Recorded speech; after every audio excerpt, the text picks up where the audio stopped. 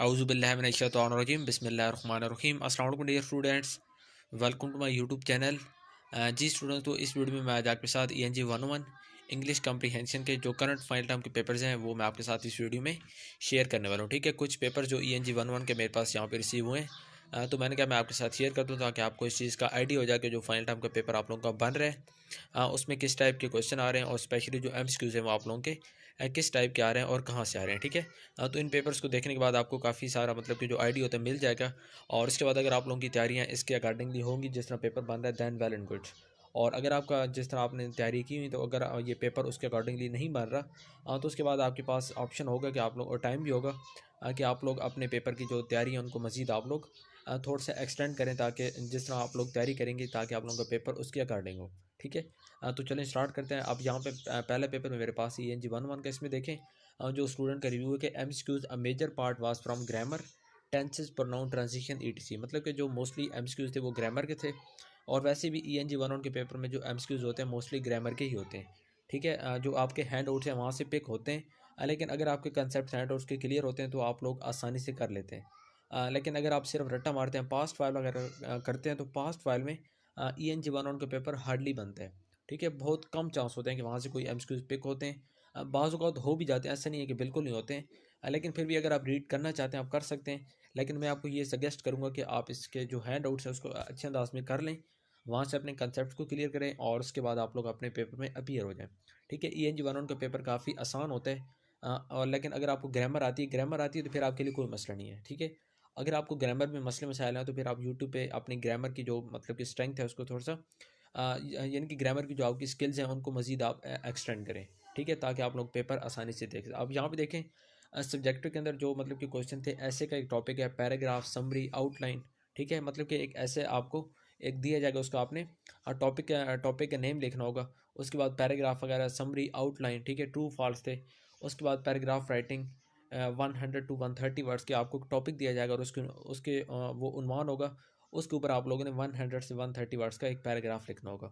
उसके बाद ये एक्सप्रेशंस फंक्शंस थे, उसके बाद फ्रैगमेंट्स, बहुत इंपॉर्टेंट जो टॉपिक है फ्रैगमेंट्स का।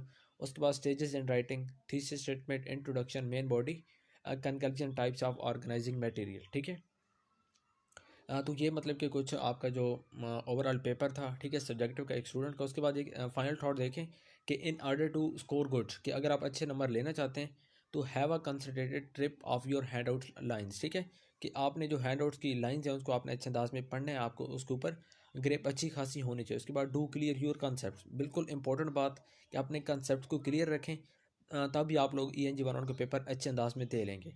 ठीक है, ये पेपर आप रट्टे की बेस पे कभी भी नहीं दे सकते कि अगर आप किसी एक चीज़ का रट्टा मार के जाएंगे और एज टू एज वो आपके पेपर में आएगी, ऐसा नहीं होगा। आप लोग अगर इस पेपर में अच्छे नंबर लेना चाहते हैं उसके लिए आपको अपने कंसेप्ट को क्लियर करना होगा और उसके अलावा किसी और चीज़ पे आपको रिलाई नहीं करना होगा। उसके बाद ही एक और पेपर है जो कि स्टूडेंट नंबर 2 का, इसमें आप देखें तो शॉर्ट क्वेश्चन में इनसे क्वेश्चन किया गया था sentence fragment with examples. Sentence fragment बताना था एग्जाम्पल्स के साथ। उसके बाद give 3 ways of essay writing which give us idea. ठीक है, उसके बाद what de emphasizing and emphasizing in action in passive writing voice. उसके बाद फिल इन द ब्लैंक्स थी related to note making. Note making का जो आपका टॉपिक है उसके रिलेटेड कुछ फिल इन द ब्लैंक्स थी। उसके बाद जो उसका आंसर उन्होंने यहाँ पे बता दी कि अटेंशन था। उसके बाद जी पांचवा क्वेश्चन था शॉर्ट क्वेश्चन में, identify comma supplies and complete sentence. ठीक है, आपको कुछ सेंटेंस दिए जाते हैं और उसमें आपने बताना होता है कि इसमें कॉमा सप्लाइज कौन सा है और इसमें कंप्लीट सेंटेंस कौन सा है। अब ये आप तभी बताएंगे जब आपको इस चीज़ का आइडिया होगा कि कॉमा सप्लाइज क्या होता है और कंप्लीट सेंटेंस क्या होता है। ठीक है, अदरवाइज़ अगर आप रट्टा मार के चले जाएंगे कॉमा सप्लाइज को कोई एक आधा सेंटेंस देखेंगे, इसी तरह आप कंप्लीट सेंटेंस का देखेंगे लेकिन आपको पता नहीं होगा कि कंप्लीट सेंटेंस क्या होता है और कॉमा सप्लाइज का जो एरर होता है वो जब सेंटेंस में होता है तो वो सेंटेंस किस तरह नज़र आता है। ठीक है, अगर आप ये काम मतलब कि आपको इस चीज़ का आइडिया नहीं तो फिर आप लोग ये चीज़ नहीं कर सकते, इसलिए मैं आपको कह रहा हूँ कि कंसेप्ट को आप लोगों ने क्लियर करना है। उसके बाद छठा क्वेश्चन था देखें using the hints change these sentences to positive form of present perfect progressive tense. ठीक है, कुछ आपको मतलब कि हिंट्स दिए गए थे, उन हिंट्स को यूज़ करते हुए आपने सेंटेंस को चेंज करना था। पॉजिटिव सेंटेंस था उसको आपने प्रेजेंट परफेक्ट प्रोग्रेसिव में। ठीक है, जिसे आप आसान लफ्ज़ों में प्रेजेंट परफेक्ट कंटिन्यूस कहते हैं।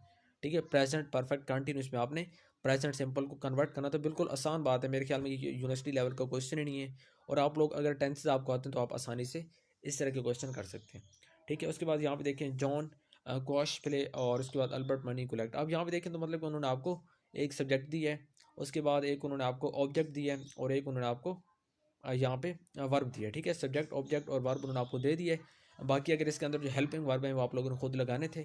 सिंपली ये काम करके आप लोगों ने इसको सिंपल सेंटेंस को जो प्रेजेंट परफेक्ट है उसमें आपने इसको कन्वर्ट करना था। उसके बाद ये लॉन्ग क्वेश्चन देखें, identify run on and complete sentence. दोबारा वही बात कि आपको सेंटेंस दी जाएंगे, आपने बताना होगा कि इसमें रन ऑन कौन सा है और इसमें कंप्लीट सेंटेंस कौन सा है।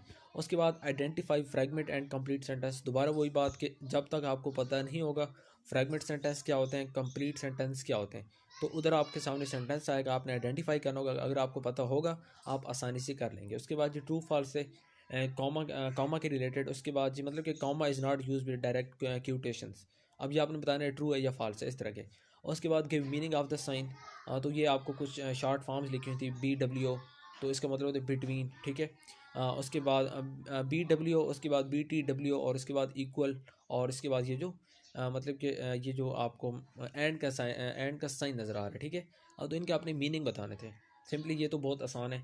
उसके बाद एमसीक्यूज यहाँ पे देखें, verb specify time space ideas are venue.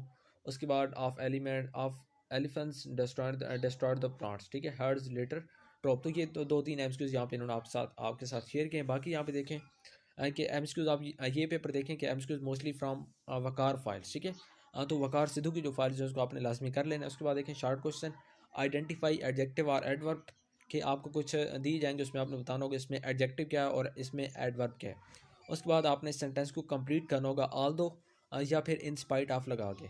ठीक है, उसके बाद अंडरलाइन द डिपेंडेंट क्लास, आपको सेंटेंस दिया जाएगा, आपने बताना होगा इसके अंदर जो डिपेंडेंट क्लास है वो क्या है।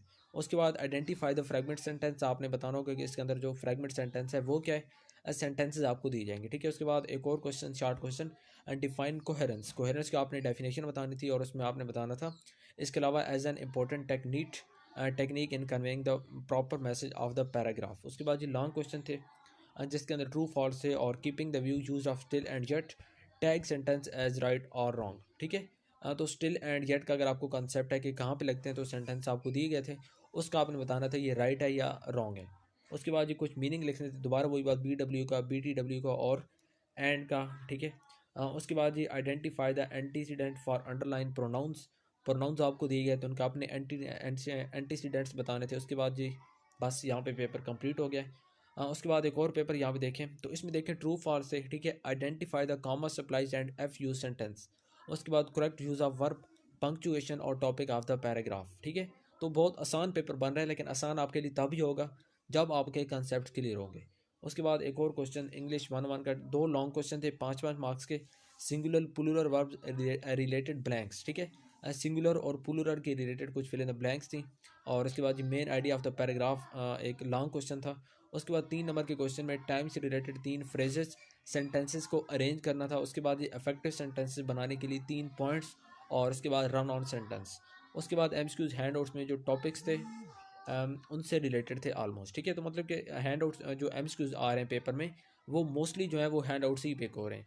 हैंड आउट से मुराद है कि अगर आपके कंसेप्ट क्लियर होते हैं तो आप आसानी से कर लेंगे। उसके बाद ये एक और पेपर इसमें देखें कि MCQs were both from files and hand outs all conceptual, कि चाहे वो फाइल्स में से थे चाहे वो हैंड आउट्स में थे, लेकिन कंसेप्चुअल थे। शॉर्ट क्वेश्चन में देखें अंडरलाइन फ्रेजल वर्ब को आपने अंडरलाइन करना था। उसके बाद अंडरलाइन एप्रोप्राइट वर्ब्स। उसके बाद ये एक मुनासिब वर्ब को आपने अंडरलाइन करना था सेंटेंस के अंदर। उसके बाद अंडरलाइन पर्सनल प्रोनाउन। ठीक है, प्रोनाउन आपको दिए गए थे, आपने उसमें अंडरलाइन करना था जो पर्सनल प्रोनाउन है उनको। उसके बाद एक और क्वेश्चन था करेक्टरिस्टिक्स ऑफ एकेडमिक ऐसे, एक फिल इन द ब्लैंक थी 3 मार्क्स की। ठीक है, उसके बाद ये लॉन्ग क्वेश्चन में देखें, fill in the blanks 5 marks, about verb के related fill in the blanks थी 5 नंबर की। उसके बाद paragraph on topic something like something is better than nothing. ठीक है, इस टॉपिक के ऊपर आपने एक पैराग्राफ लिखना था जो कि 100 से एंड 130 वर्ड्स तक आप लिख सकते हैं। उसके बाद ये टाइप्स ऑफ डेटरमाइनर जस्ट नेम, डेटरमाइनर की जो टाइप्स होते हैं उसके आपने सिर्फ और सिर्फ नाम लिखने थे। उसके बाद ये एक और क्वेश्चन था स्पेटल रिलेशनशिप वाला भी था लॉन्ग में। ठीक है, तो 4 लॉन्ग हो गए। ओवरऑल पेपर को आपने 2-3 पेपर आप लोग देखे हैं तो आपको आइडिया हो गया होगा कि क्वेश्चन आप लोगों के किस टाइप की बन रहे हैं। तो इसमें थ्योरी कम है। ठीक है, डिफाइन एक्सप्लेन इस तरह की चीज़ें कम आ रही हैं। मेन चीज़ क्या है कि आपके कंसेप्ट क्लियर होंगे। अगर आप कंसेप्ट क्लियर कर लेते हैं आप लोगों का ENG 1 का पेपर काफ़ी अच्छा होगा। मजीद अगर आपको कोई गाइडलाइन चाहते हैं आप लोग कमेंट्स बॉक्स में लाजमी बात करने के चला, आपको टाइमली रिप्लाई मिलेगा। ठीक है व्यूअर्स, मिलते हैं नेक्स्ट वीडियो में। टिल देन अल्लाह हाफिज़, थैंक यू सो मच।